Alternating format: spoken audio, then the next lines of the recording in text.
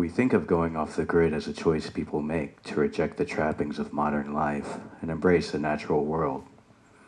In reality, there are lots of people who go off the grid for less romantic reasons. They're called poor people. And in 2012, I was one of them.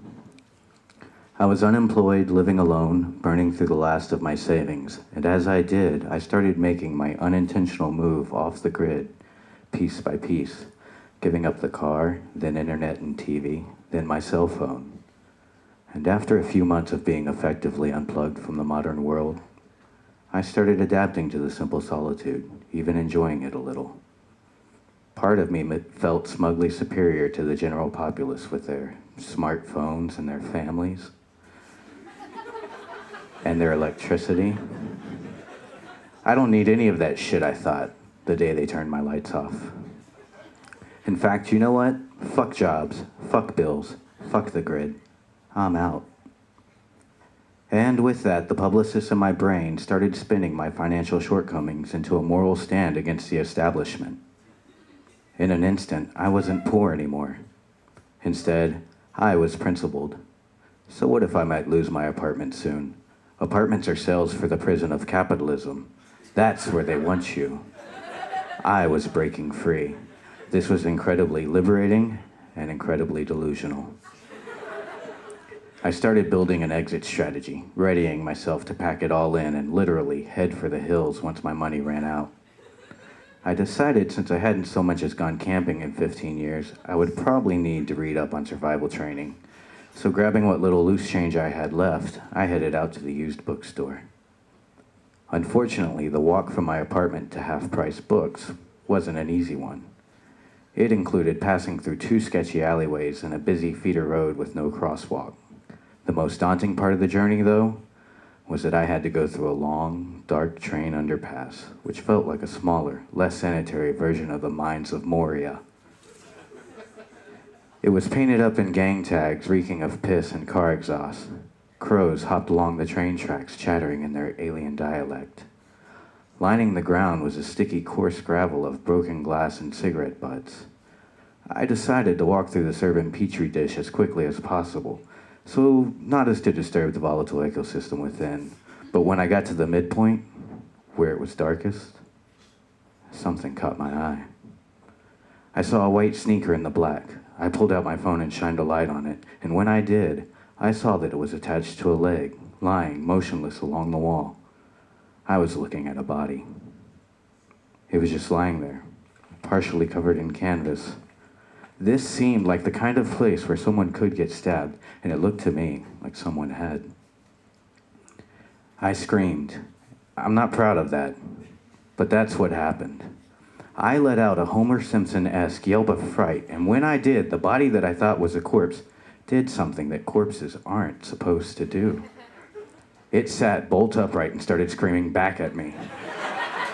A head popped out from under the canvas, and this made me scream louder for a few moments until I realized, no, this man wasn't dead, and he wasn't a zombie.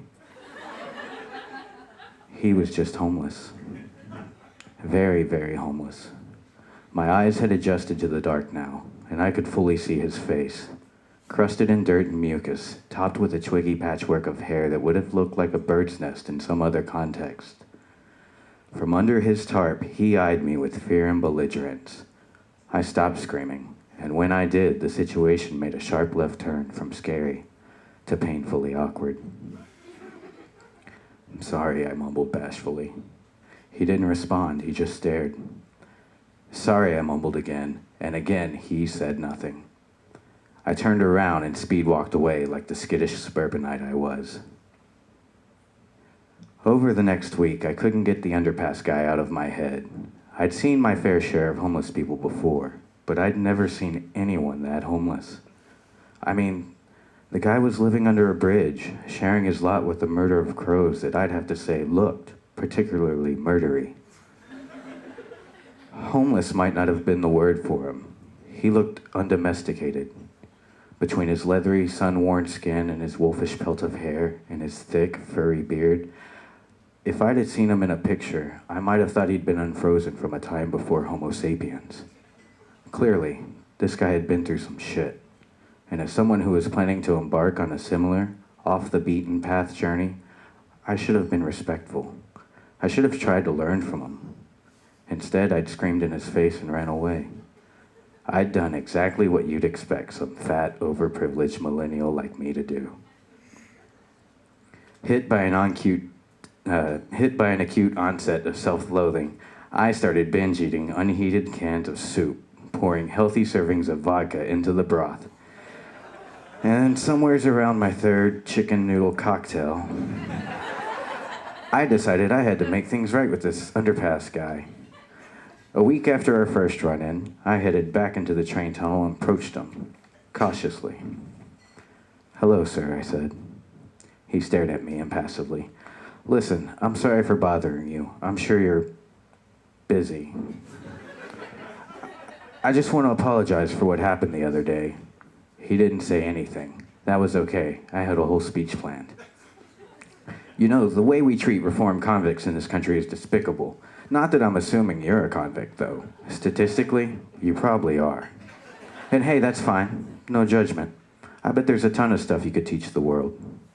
The man cut me off by grunting, then laid down, pulling his tarp over his head. "Oh, okay, sure, do your thing," I said.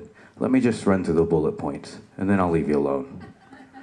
I might have gone on with this apology I'd spent 2 days writing, which included a long section on the death of the middle class and some ripped-off Bob Marley lyrics, but I was cut off by a roaring sound in the distance.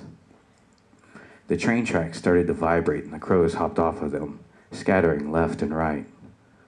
I realized now that when the underpass guy had covered himself with the tarp, it wasn't to ignore me. It was to brace himself for the oncoming train which had almost reached us.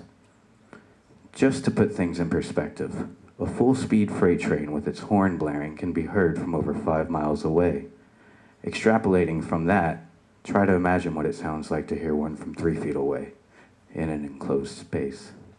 It was easily the loudest thing I've ever heard. The horn made me fall to my knees. The air around me whipped into a whirlwind that sent trash flying everywhere, including my face. Something wet and sticky hit me in the forehead, and I fell back into the gravel.